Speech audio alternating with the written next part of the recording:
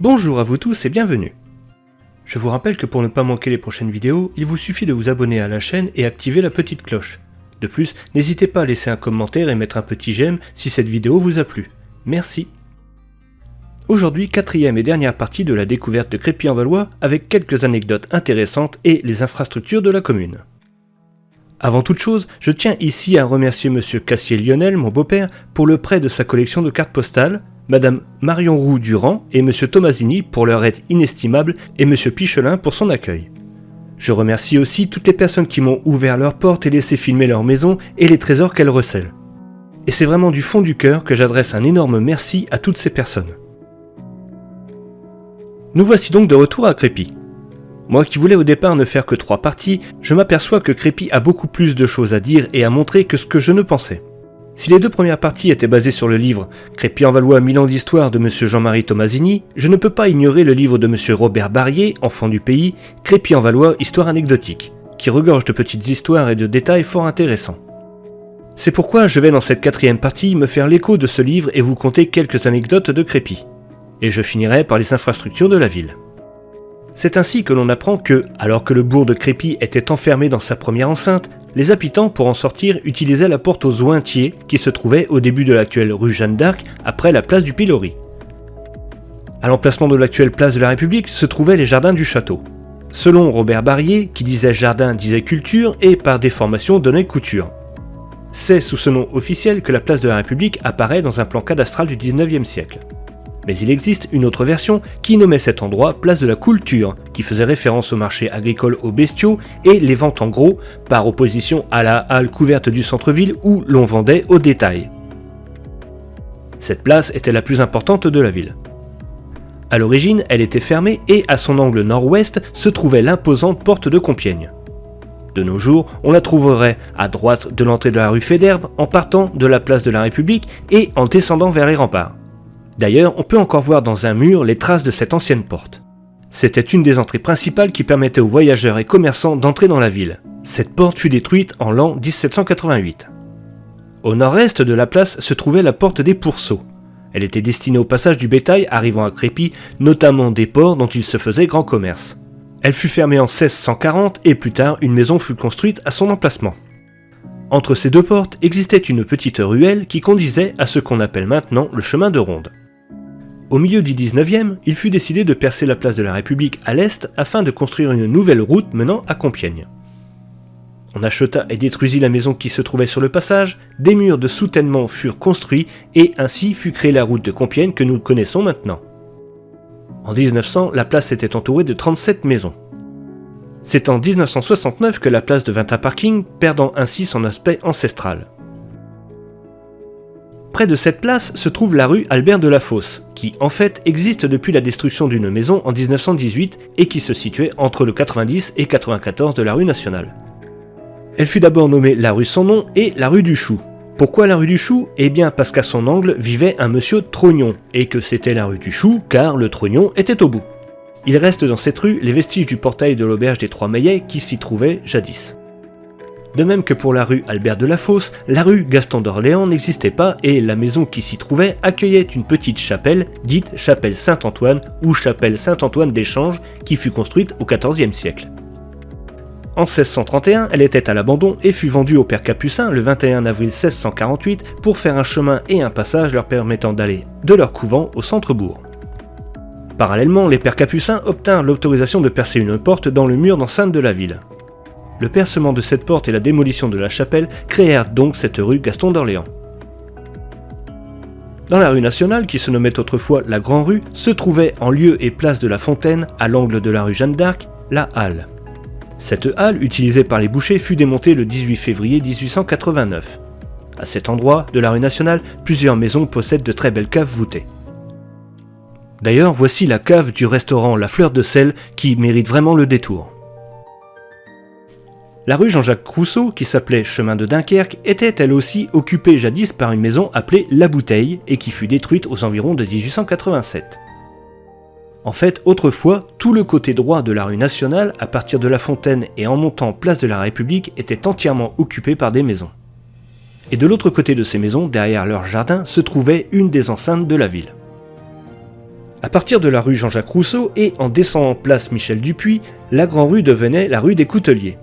Pourquoi ? Eh bien, M. Robert Barrier pensait que, comme la rue Jeanne d'Arc se nommait la rue des Bouchers, il est logique que les Couteliers soient leurs voisins. Et ça se tient.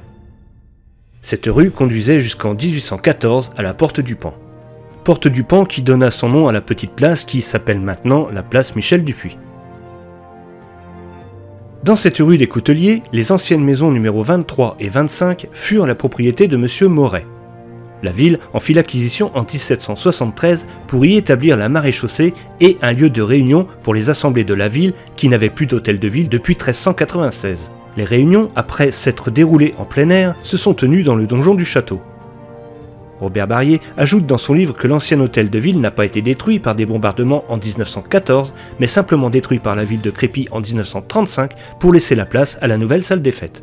On peut heureusement voir la porte et le balcon de cet ancien hôtel de ville qui ont été scellés dans le mur de la maison de droite quand on regarde la salle des fêtes. Le nouvel hôtel de ville fut établi à sa place actuelle dans une ancienne propriété privée construite en 1892 par l'architecte Albert Delafosse qui fut acquise par la commune et inaugurée en 1934. Dans la rue Jeanne d'Arc, anciennement la rue des Bouchers, se trouvait la porte des Ointiers que je mentionnais plus tôt. Elle devait se trouver, toujours selon M. Barrier, au niveau du numéro 23 et de cette belle demeure qui date au moins du début du XVIe. Je m'y attarde un peu car sa façade, qui elle date du XIXe, est vraiment somptueuse. Je n'oublie pas non plus l'hôtel d'Orléans où, selon la légende, Jeanne d'Arc séjourna, qui lui aussi est tout à fait remarquable avec ses machicoulis, son porche et sa tourelle d'escalier que l'on peut voir de la rue Golan. Dans le vieux Crépy est la rue de la Souris, nommée ainsi en hommage à une dame qui s'appelait Dame Souris et qui avait offert ce puits aux habitants de la rue. Nous arrivons maintenant sur la place Gambetta. Cette place, en fait, était deux places distinctes auparavant, la place du Pilori et la place de la Croix-au-Bourg. La place du Pilori était devant la rue Jeanne d'Arc et la place de la Croix-au-Bourg à l'emplacement actuel du monument aux morts des guerres de 1870. Pas très loin, en descendant la rue de la Vallée, on arrive à l'une des portes de la ville encore en place. Dans la rue Golan existait une poterne ancienne que M. Bezin, en 1759, fit raser car elle était en ruine et d'aucune utilité. Il fit reconstruire à sa place ce majestueux monument que l'on appelle maintenant Porte Sainte-Agathe. Le début du XVIIIe amena de fortes transformations de la ville. En 1704, M. Charpentier, maire de Crépy, fit planter une promenade entre l'ancienne muraille et le jardin du couvent des Capucins, c'est aujourd'hui le cours d'Amainville. En 1716, l'auteur du Mémoire sur le Valois, Louis-Jacques Minet, conseiller du roi et maire, fit aplanir le terrain sur lequel est situé encore aujourd'hui le cours qui porte son nom. En 1759, le sieur Bezin, subdélégué, fit combler les fossés pour installer un jeu de battoir, c'est aujourd'hui le jeu de paume. Au sud de Crépy en Valois, on peut encore admirer la porte de Paris, dont la construction a eu lieu entre 1788 et 1792 et ne furent pas achevées en raison de la Révolution. Si les Crépinois continuent de l'appeler les portes de Paris, c'est qu'avant 1914, elle comprenait 3 entrées, la principale et 2 petites de chaque côté, avec un mur et 2 piliers qui rejoignaient les maisons. Ces annexes furent détruites peu avant 1914.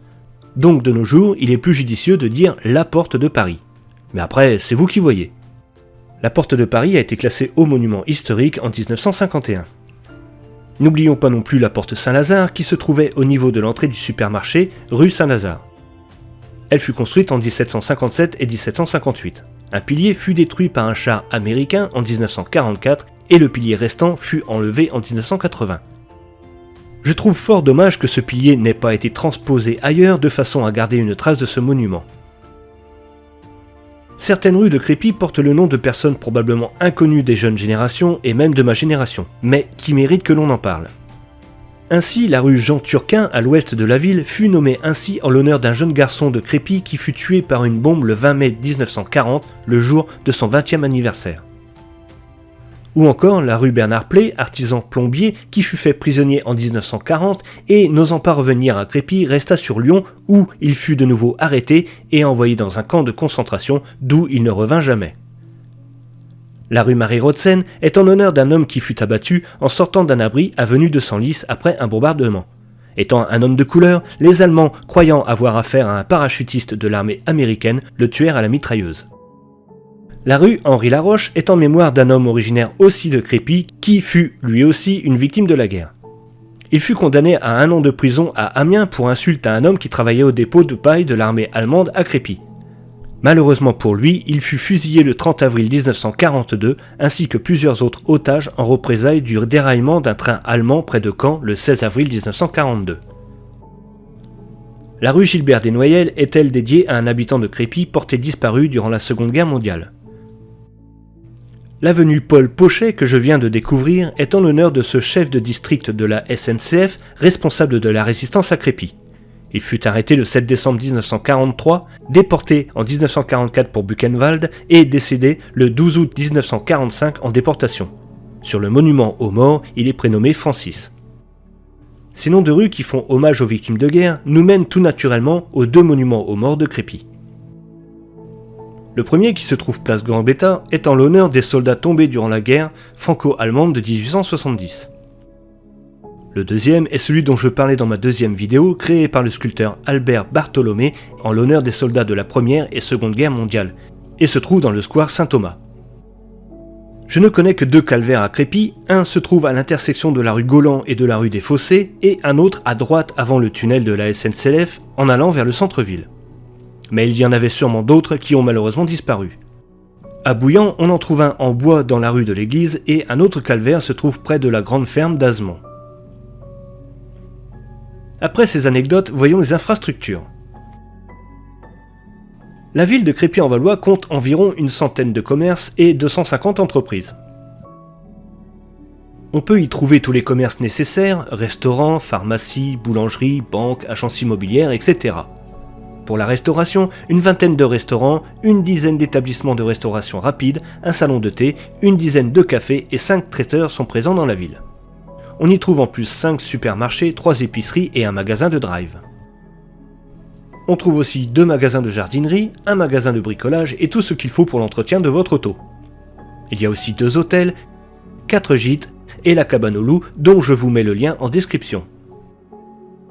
Pour la santé, Crépy est assuré par une maison médicale implantée avenue de Senlis depuis 1973 et d'une autre bientôt ouverte face à la gendarmerie. 2 laboratoires d'analyse, un centre d'imagerie médicale et 5 pharmacies viennent compléter les services médicaux. A noter aussi l'hôpital Saint-Lazare spécialisé dans les soins de réadaptation et de longue durée pour personnes âgées.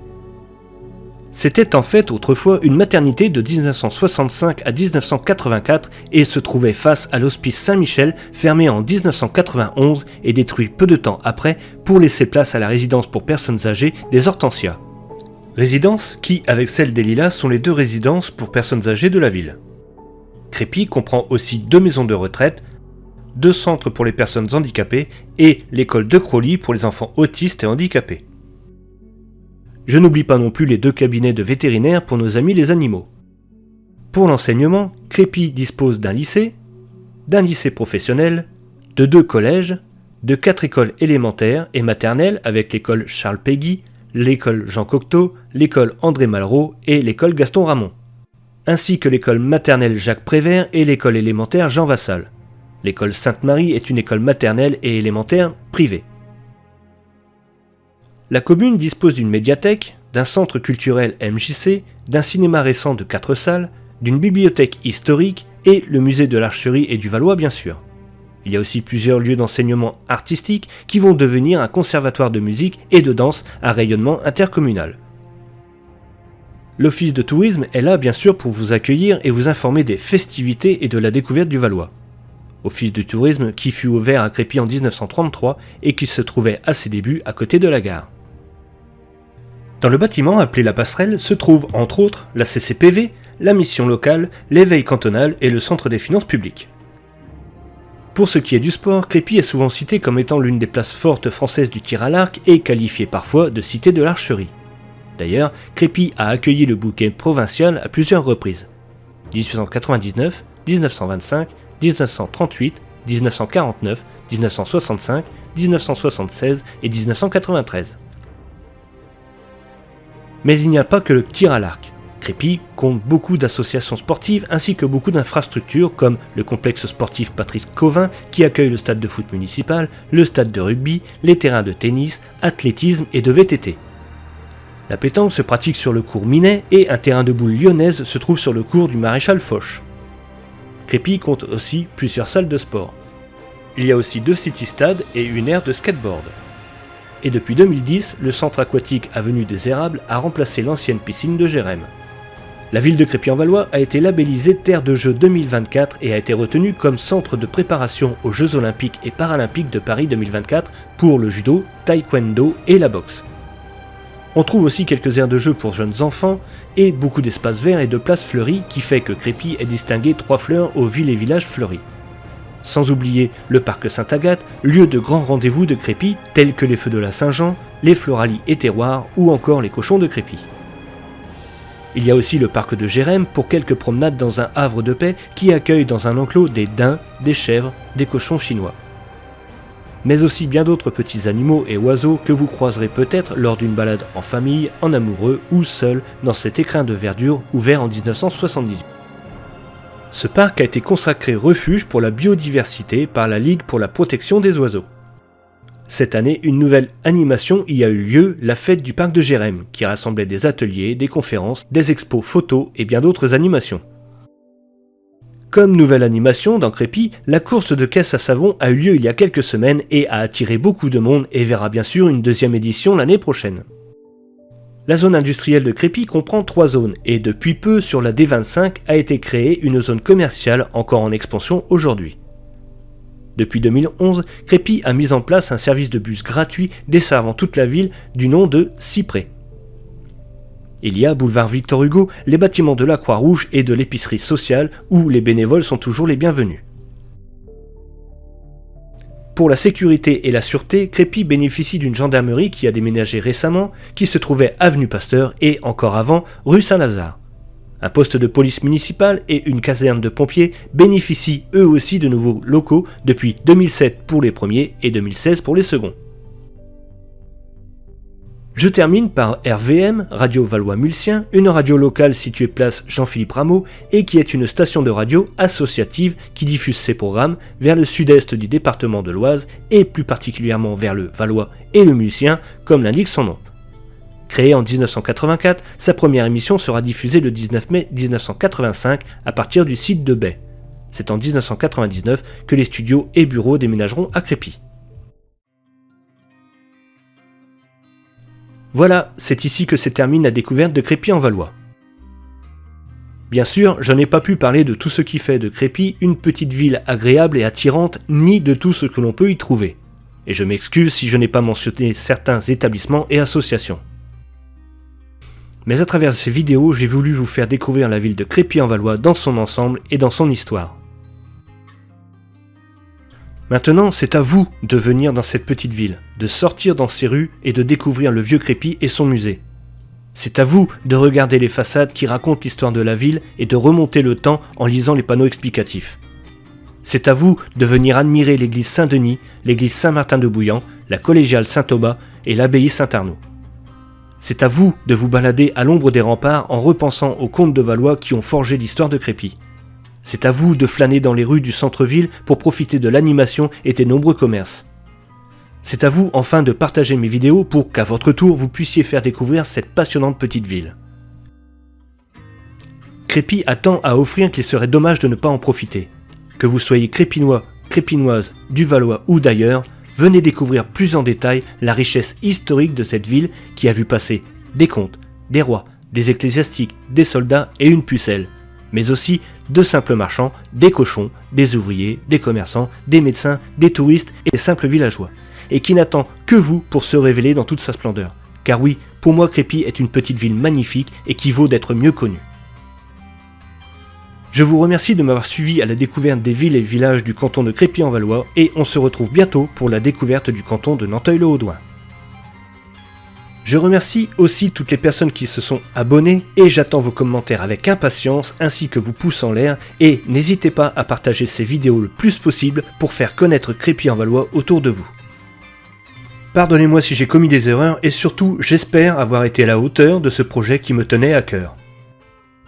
A bientôt. Au revoir Crépy-en-Valois.